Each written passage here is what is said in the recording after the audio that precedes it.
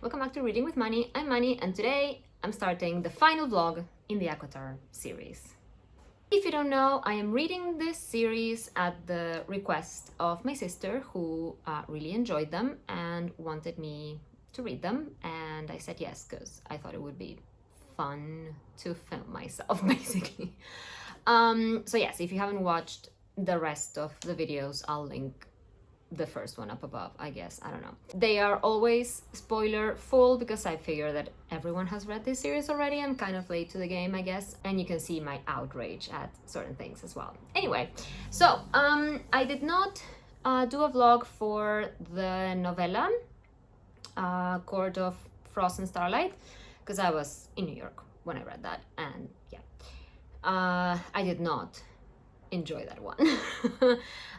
Basically, it's supposed to be like the aftermath of the war, and everything is supposed to be you know, like wrapping things up, I guess, and they're all buying presents for what is essentially Christmas, and yeah, I don't know.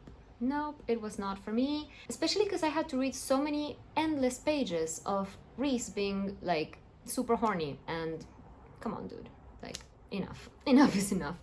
But anyway, I am past that, and I have started the last book, Court of Silver Flames, which is told from Nesta's point of view and Cassian. I didn't know we would get Cassian's point of view as well, which I am actually enjoying more than reading from Feyre's and Reese's points of view, I guess. I don't know. I always thought that the side characters were better than Feyre and Reese, so yeah. My sister thought that I would not hate this book as much as I hated the others, and so far I'm like 35% through already. I started a couple of days ago. Yeah, I mean, I'm not saying this is like a masterpiece, but at least I'm not actively hating it. I'm still rolling my eyes quite a bit. Like, I don't know, I think I was less than 10 pages in and I already had to read the phrase "the apex of my thighs," and I'm just, nope, please. Basically, we are following the aftermath again of the war, in which Nesta has completely spiraled down because of her PTSD and trauma because of the war and her father dying and all the complicated feelings she has about her father, which I thought were quite interesting. They were like very interestingly explored. I don't know. But yes, she just dedicates her days to drinking and going home with strangers. Yeah, and the rest of her family is like, nope, you're wasting too much money and you need to get out of the hole that you're digging yourself into, and they just send her to train with Cassian and work in the library in the mountain to, yeah, work through her issues, I guess. I wonder if they've heard of therapy in Prithian, but anyway, I guess it's a form of therapy, I don't know. Yeah, that's also another thing I wonder, like, they have all these women who have been completely traumatized by, you know, experiences of war and rape and, you know, horrible things happening to them. And they just end up in this library as acolytes and whatever, priestesses, and I'm just, do they offer them anything else apart from like just working in a library, which it's nice and they're protected and everything, but like therapy? Anyway, that's neither here nor there. I already feel that this book is too long. Like in the first 3 chapters, I think that we were exposed to the same information 3 times, like how nobody knows if Nesta and Elaine's powers are still there after the whole thing with the cauldron in the last book, and like how Nesta got her power, that she took something from the cauldron. It was like 3 times in 3 chapters. Like, we got it. I don't know why we need to rehash this again. Like, I don't know if like nobody caught that in editing. Like, you literally just talked about this. Like, we didn't forget in the matter, like a matter of pages. And again, this introduction is already proving to be too long. So where I'm at right now is that they have once again discovered that there's a threat because of the human queens and the sorcerer that is supposed to be, I guess, Swan Lake inspired, I don't know. So they are once again scheming to retrieve some magical object to help them find, I don't even know what at this point. I got a bit, yeah, I think that they're trying to get to those objects before the queen does, because if she finds that, then she can find the cauldron, and it's just, please. So we're once again going on a quest for magical objects, and only Nesta can do it, because, yeah, she won't let Elaine do it, and yeah, and Feyre is pregnant, which is what my sister hated about this book a lot, is that like, this is supposed to be like a super huge moment in Feyre's and Rhys's lives, and we get it like from Nesta's perspective. I don't know. But I do guess it would be kind of boring if, you know, Feyre is pregnant and can't do anything for 10 months, because Rhys won't let her, because he's super protective. He has her in a shield like 24/7, even inside her house, and I get that at the beginning. When the second time it was mentioned, I was like, this is too much even for this couple, and then I said, maybe she's pregnant already, and they're trying to mask the scent because they don't want anyone to know that, and because they all have super powerful senses, they would anyway. And I was right, at least, so I don't have to hate Rhys any more than I already kind of do. But anyway, so super protective Rhys, Feyre pregnant, can't do anything, so it would be kind of boring, I guess, to just have a book about that, right? If she can't do anything. Or maybe my sister really just wanted a pregnancy book, I don't know. But anyway, that's where I'm at right now. I do hope to finish this in the next few days, because I have other plans, you know, for reading, and yeah, I haven't finished many books in January, so I hope that I can finish this one soon. Today is the 25th, so I should be able to finish this. It does read quite quickly.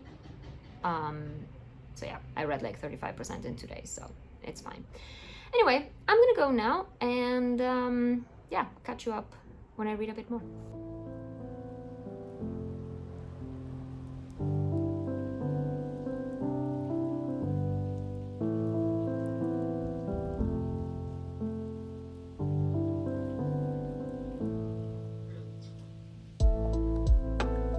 Hi, baby.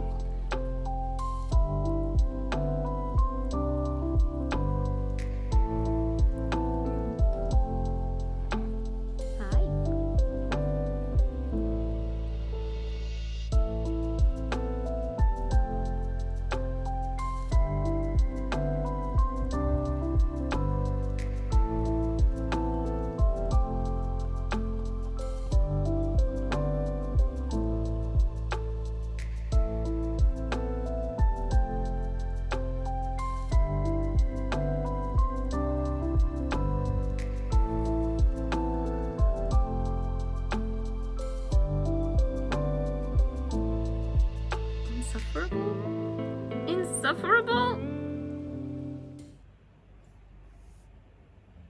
Hi. I have no words. I have absolutely no words for what I've been forced to read. It's been a couple of days. Today is, what is my hair doing? It's been a couple of days, and today is Saturday night. Yesterday, I got so mad. I got really mad at this book, and today I got even more furious. So let's just go over it. I was doing fine with the book. I do think that the training scenes could have been trimmed, but I guess it's fine to show progress and the way that she is learning and interacting with other females. Don't get me started on that. That she's trying to help also, you know, deal with their trauma and whatever, and her developing relationship with Cassian, and her going down the stairs every night basically and reading romance books. I don't know. It does feel a bit repetitive, but I guess she's trying to show the progress being made. I don't know. And then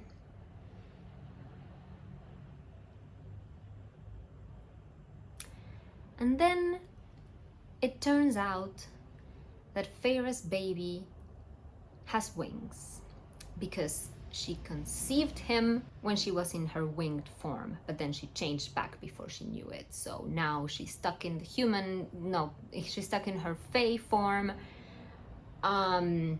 because the healer says that she shouldn't attempt any more shape-shifting while she's pregnant. And her pelvis is not designed to birth a baby with Illyrian wings. So her life is in danger now, because most Fae who tried to give birth to Illyrian babies with wings died in childbirth. And the baby might die as well. Which is traumatic enough for anyone, right? But they don't tell Feyre. Like, the healer just says that it will complicate things at the birth. But then we get all this information from Rhys, and he's not telling her until he finds the way to save her. And I know I shouldn't be so invested in this, but I was boiling with rage. Like, what? I'm just... How you, Sarah J. Maas, as a writer, you are purportedly writing strong female characters and all the males around her treat her like a baby that can't handle things? How is that? How not Stephanie Meyer, not even Stephanie Meyer dared to go that way. Like, they told Bella the risks immediately. Edward was distraught. Like, what is this? What is this? And I'm sitting here texting my sister, like, what is this? And she was like, yes, I hate everything she did. And like, she mentioned something that I had forgotten. Like, back in the second book, when she was trying to contrast Tamlin and Rhys and make you root for Rhys, it was all about how Rhys would always give her a choice. It's always your choice, Feyre. I'm not gonna... What happened? And I know I've been going on about how Rhys was made too perfect in the second and third book, and I was looking for him to show some sort of flaw, but this makes no sense. Like, it goes against his entire character arc. It just... Again, I might be too invested in this. But then today, I had to read the same thing, because Nesta imbued her powers into some blade, some sword, some whatever, her dark silver flame, cold flame, whatever.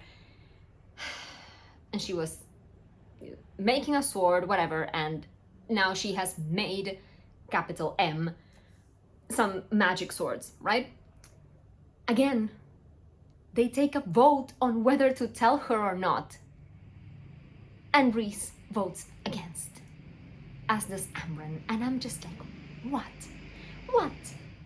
What is that motive like? Anyway, the vote goes for telling Nesta, because Feyre votes for telling her.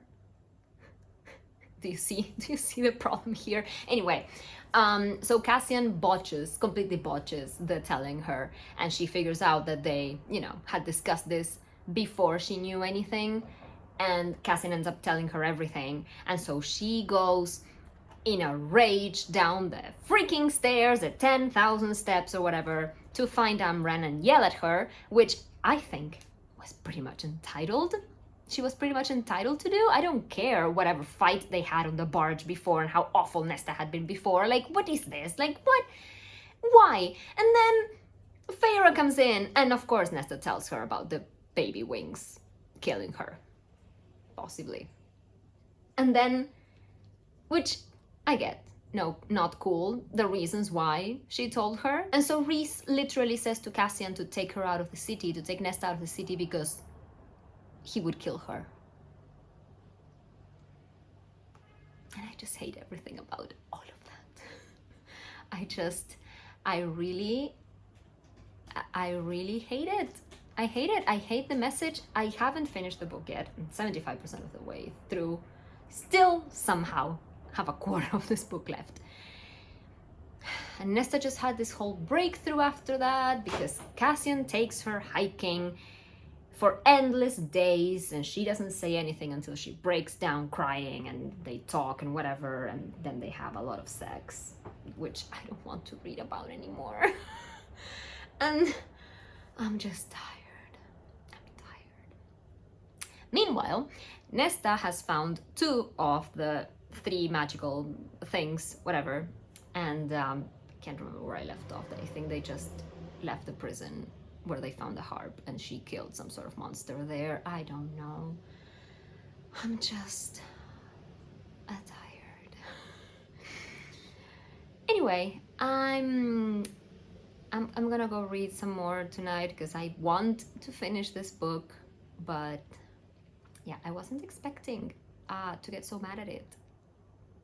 And I know this is a silly fantasy romance book and that I shouldn't, but it's marketed to young adults and new adult, and I just, nope, bad messages all around.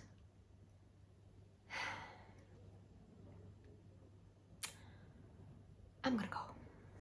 I just remembered something else I absolutely hate and I haven't mentioned, and that is, you know, the way that I hate that Feyre would refer to Rhys as her maid, my maid, all the freaking time, and vice versa. I also hate the way that Cassian always refers to Rhys as either his brother or his High Lord, and Feyre as his High Lady. I can't use their names. Why can't you use their names? Or just say he or she? It's so exhausting. I don't even know why, but it exhausts. It wears me out. I am so tired of that. I can't take it anymore. Anyway, back to reading. I just remembered a couple more things I had to say. When Feyre finds out about the whole thing, baby possibly killing her, she doesn't get as mad as I would have expected. Like, she pretty much forgives Rhys, like, in a couple of days, and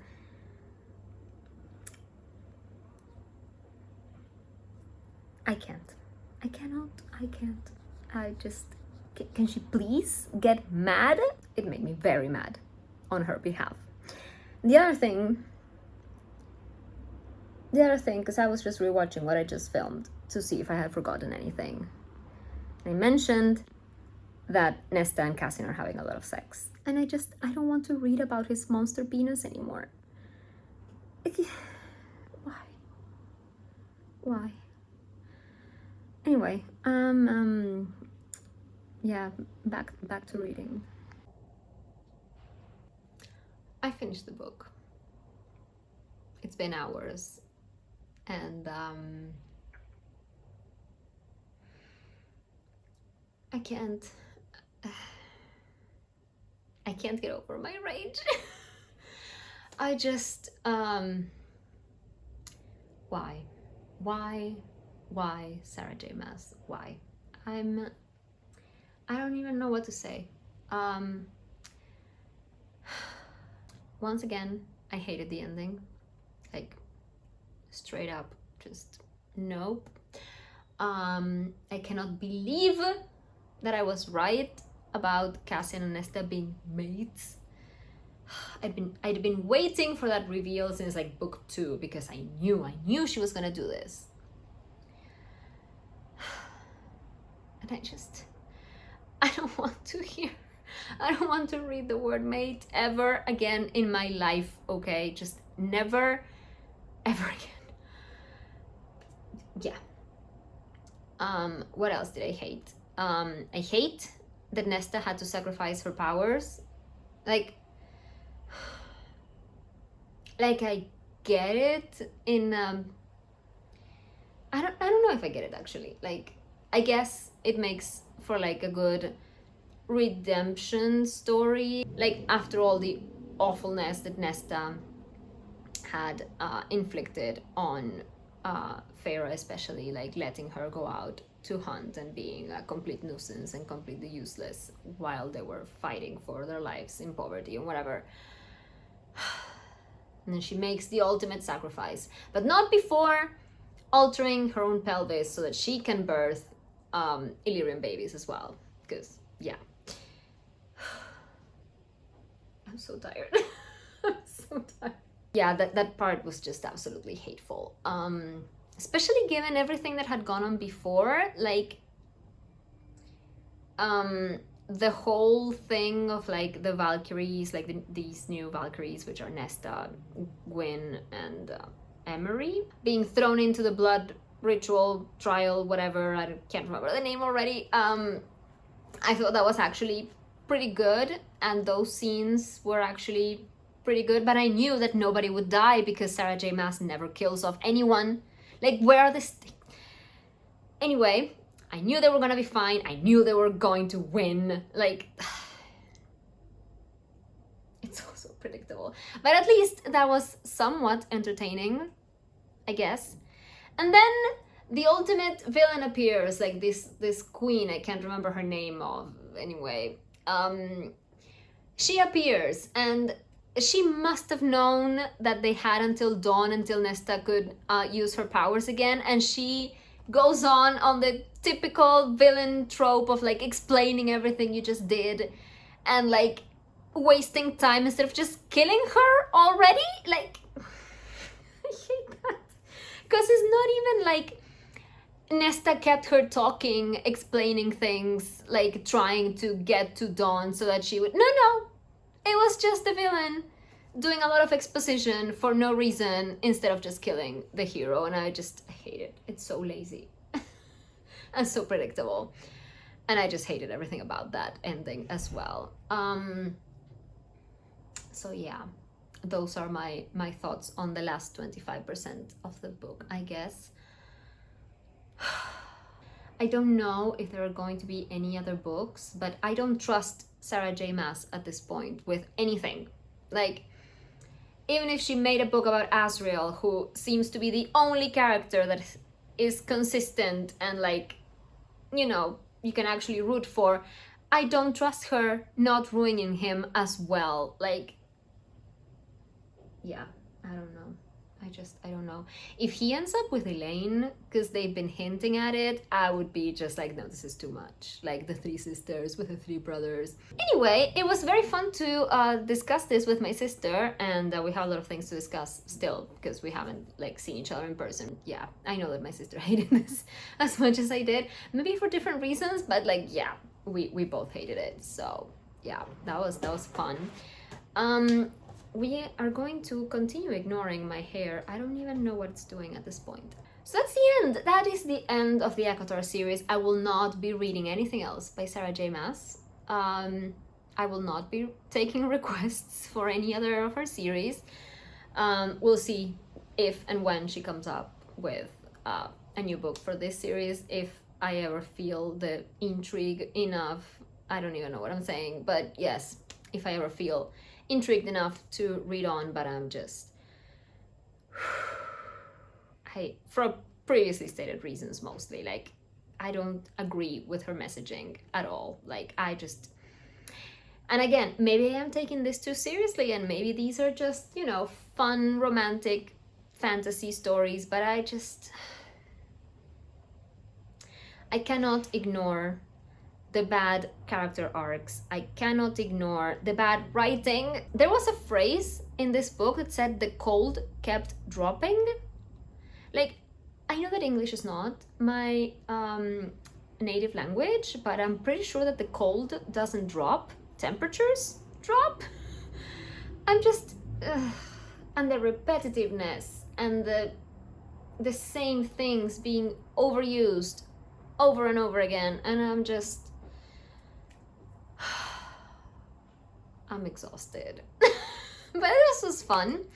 Anyway, I gave it 2 stars, and only because of Nesta's relationship with the other 2 female characters. That was it. That was it. That was the only redeeming quality of this book. Anyway, so yeah, I hope you enjoyed this video. Let me know if you have read it, what you thought of it, if you hated it as much as I did, and we can, you know, bond in our hatred. Again, I don't even know what I'm saying anymore. Was that an actual sentence? Who knows? And yeah, subscribe if you haven't already. I will be reading things I don't hate, hopefully, in the coming days. So yeah, I'll see you in the next one. Bye, happy reading.